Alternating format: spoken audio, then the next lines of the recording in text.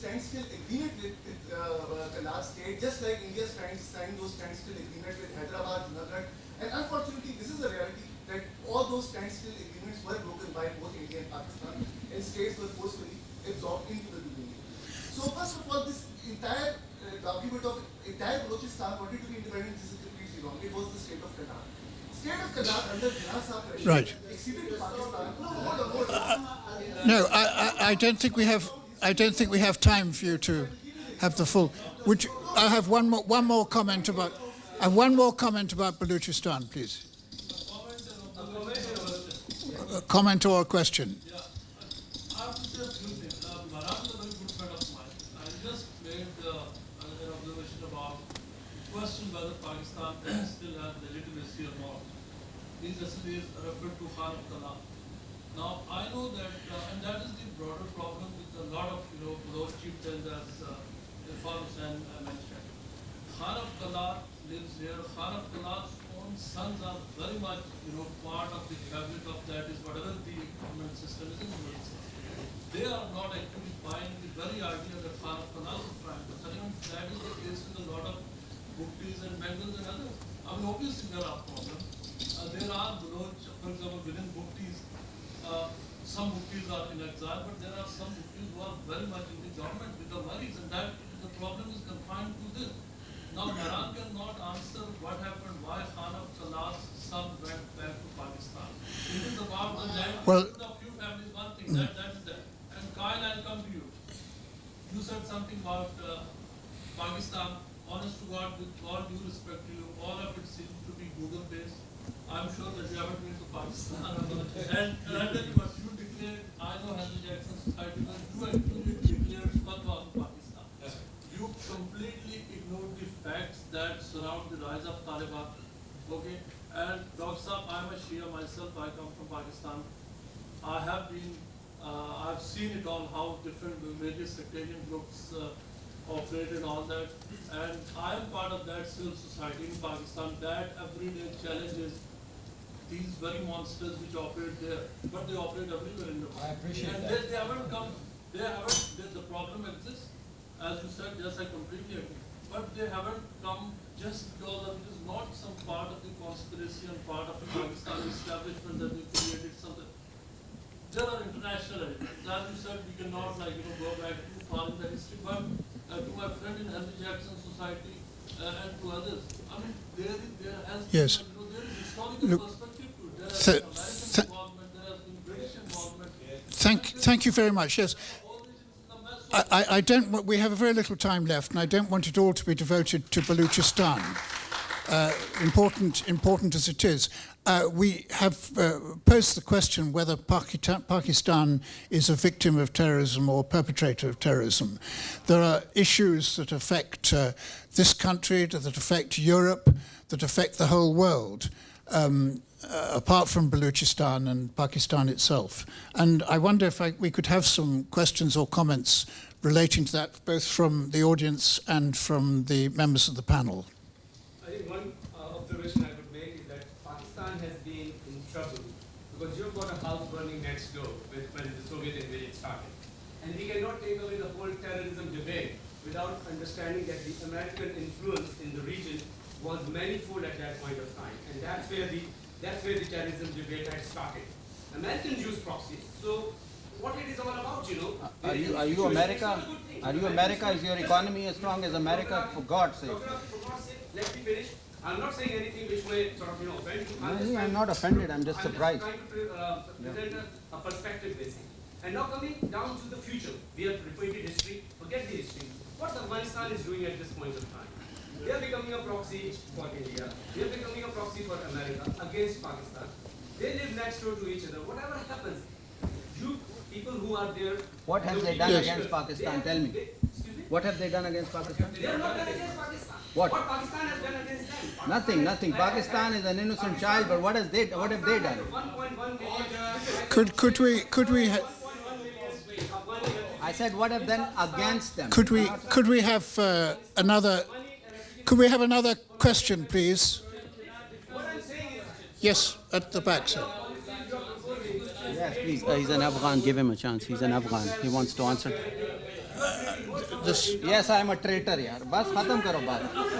You people like Christine Fair, people. Look, you have had a chance to speak. Can you allow somebody else to speak, please? What is this? People like you, people like Christine Fair. What is this nonsense?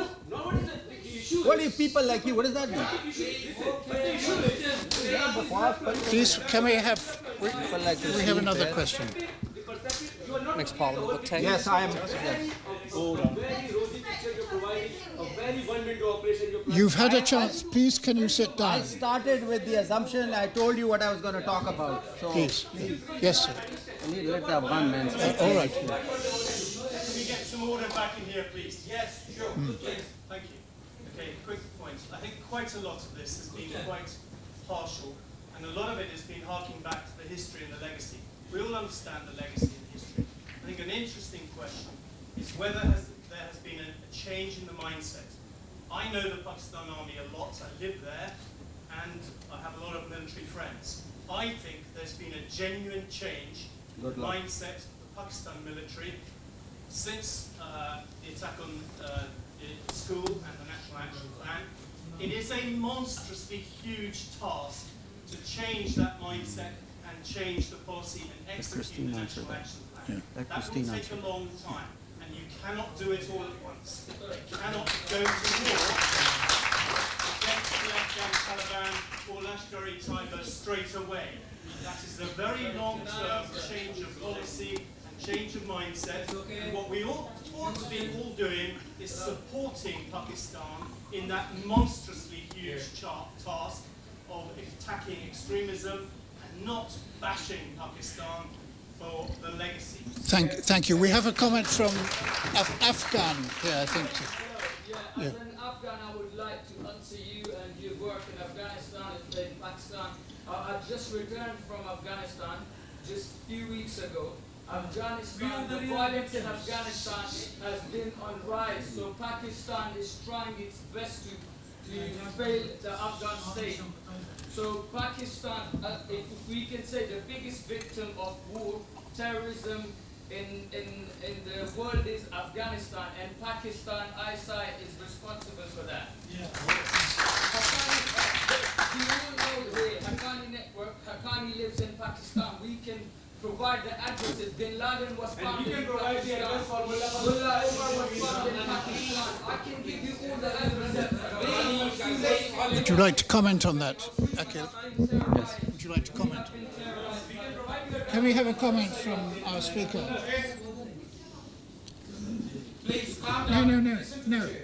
No. I've asked for a comment from... Look, I understand that international powers have been involved in Pakistan. The United States is as much guilty of propping up the Pakistan military as anyone else. The Pakistan military has become the 800-pound gorilla in the room, partly or to a large extent because it has received, successively received injections from the United States, and it's pouncing on everyone else. There isn't a dictator in Pakistan that the US hasn't been in love with. Now, setting that aside, let's also not forget that for the US involvement, Pakistan also got billions of dollars. The F-16s that you fly, that you take so much pride in and cannot live without, come from the United States. So yes, there are problems with what the US is doing. There are problems with what the Pakistan is doing. Nobody's here to bash Pakistan. What I'm saying is, who is asking them to go and attack Muridke? I'm not talking about that. I'm talking about starting with building confidence in this idea that we are serious. If they are serious about tackling terrorism, let's get Hafiz Saeed to shut up. You know, when there is an Indian, I was watching Pakistani TV, Indian election was up, and who they had as an analyst on Indian election? Hafiz Saeed. For God's sake. Christine, would you like to comment on that? When Prime Minister Modi says that he's getting complimentary calls from different regions of Pakistan. I'm sorry, I've asked Christine Fair to comment. Will you please sit down? This is not a parliament. I'm not It's not shouting question order. time. It's PM's question time. It's question time, not a speeches time. Christine.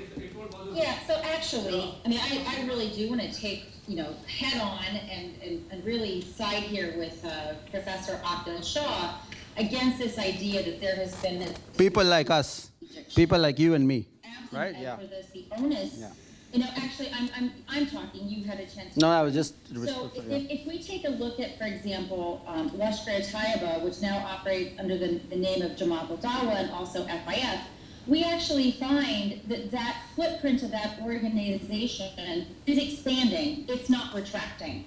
So if you're going to argue that there's been this magnificent shift, we should at least see some willingness of the state to shrink the space in which that group in particular operates. If you look at the various videos, as well as on their social media, you will see that the Pakistani state provides security to Hafiz Saeed. In addition, let's talk about Zarbe Bagwas or Zarbe Azab, which I'm sure you prefer to call it. They undertook this operation only because the Americans were howling at them to do so and actually put $300 million in coalition support funds as the ransom. They undertook that operation only after they relocated all significant Haqqanis of any consequence to safe houses in Quram, Islamabad, and Rawalpindi. I could go on and detail the expanded footprint, not the contracted footprint, of every terrorist organization operating in and from Pakistan. So it is just not true. Moreover, I want to pick up on what Aqil Shah has said. Not only does the terrorist activities continue, the state has actually given a wider platform to these militant groups to become political entrepreneurs. When the state wanted to take a punga with India, they sent FIF with a bunch of so-called humanitarian relief goods to the border with India on Indian-administered Kashmir, and of course they weren't allowed to go in. Hafiz Saeed actually registered a case at the Lahore Supreme Court demanding that Nawaz Sharif take this issue of Kashmir to the United Nations. I could go on at length, sir. There is simply no evidence that the National Action Plan is anything but a no-action plan, and there is simply no evidence that business is as usual. And I'm going to take as a final point Afghanistan. The Pakistanis have considerable control over the Taliban, and yet, we see Afghanistan becoming ever more violent, and terrain is being ever more lost to the Taliban thanks to Pakistan. So you have a lot of evidence to bring to the party to counteract or to countervail the evidence that Aqil and I have brought to the party.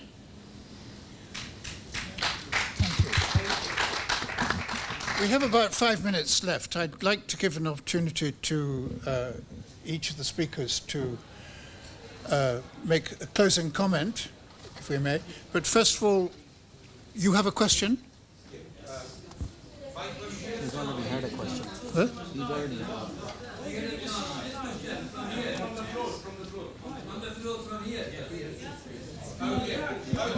Right. Well, I'll take a couple more very brief questions, please. No speeches. I'm a Kashmiri Pandit. My community was forced to leave their homes overnight, and it was the seventh exodus that happened in 1990, not the first. So it's not a recent phenomena of finishing off the minorities in the state.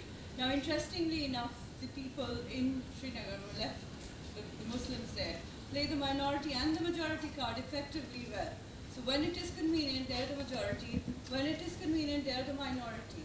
Not worrying even one bit, even the most recent, I've just returned from Jammu and Kashmir this morning. Interestingly, the Hindus are continuing to be threatened and attacked and killed. They are being attacked even now. What happened in 1990 during the post-exodus is now being repeated yet again after the Guru Nanak, which is 60-odd days of conflict that is continuing in the state, is still continuing, and guess who is suffering the most? The Hindus. Now there is not going to be even those 400 families that have remained.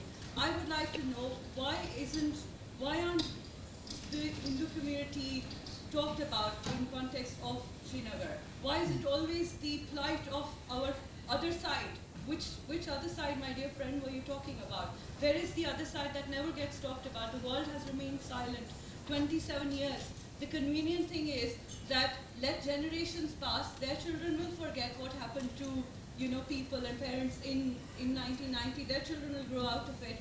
They will move out into another part of Okay, the world. thank you. And then there is no memory of Thank you. You have made your point. Thank you. The back. Calling you have a very tough job, I understand, because it's one of the most subjective, one-sided, and journalist conversation. And I believe, as a democratic forum, it should have actually given more voice to those voices of dissent. Democracy doesn't create time. But particularly, I'm impressed with our honorable MP, who is a Brexiteer, who didn't want actually his decision to be made in Brussels, but he actually wants to make decisions by sitting in London. What happens 5,000 miles away in Pakistan? That Pakistan shouldn't build China-Pakistan economic corridor, which is totally ridiculous. Right? And I must tell him that after Brexit, in fact, even Romania wouldn't listen to you. So forget about even Pakistan listening to your good opinion. Would you like to comment on that, Bob? Well, all I can say is I've got 10,000 Romanian citizens in my constituency who listen to me on a regular basis. So I have a very, very multicultural basis. What I can say to you, I think, is very important actually in this process. It is not the UK's role to interfere in world affairs.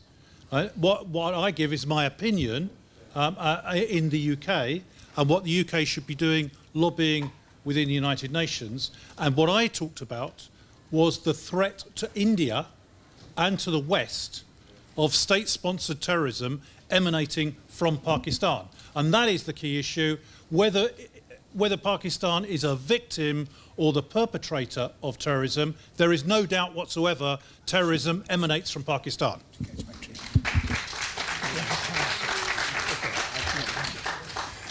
Well, I would just like to ask anyone who has a brief question, please, or a brief comment to make. Yes.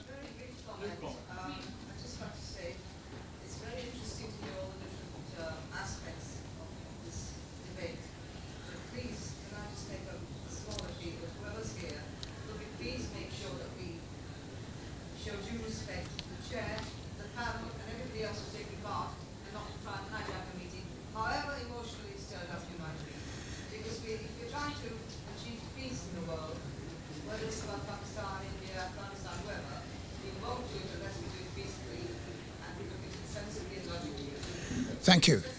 Thank you. Any other points? Yes, sir.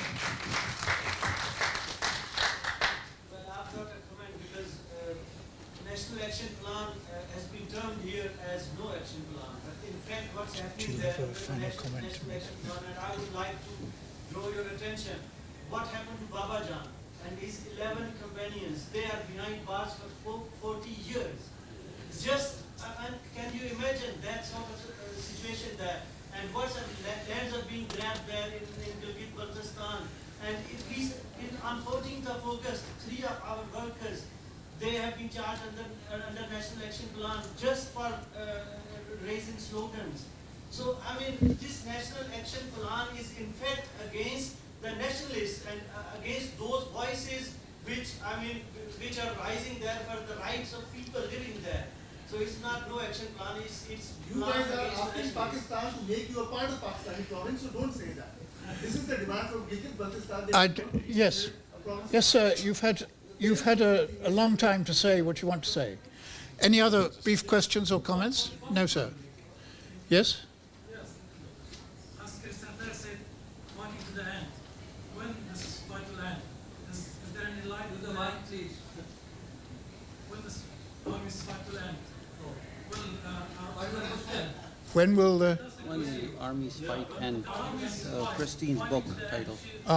When will it end? When will the army's fight end, Christine? When is the end?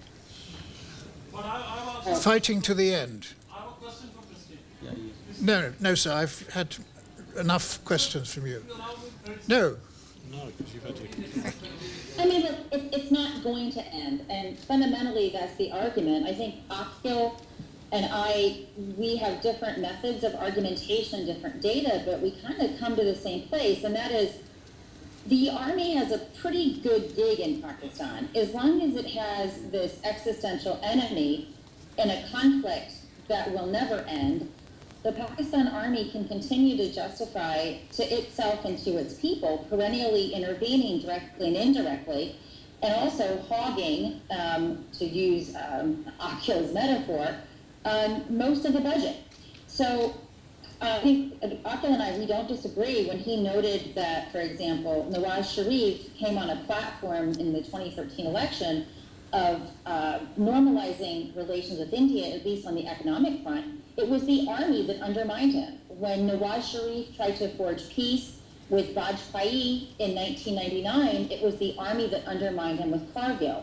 Why does the army do this? The army doesn't want peace. And I think the sooner we realize this, I think the sooner our respective countries can get on to developing a more sensible policy for a country that doesn't really want to negotiate. And actually the Pakistan Army, for all intents and purposes, dictates the most pernicious policies of the region. And we can't buy our way out of this. We have to deal with Pakistan coercively, not by opening up the checkbook.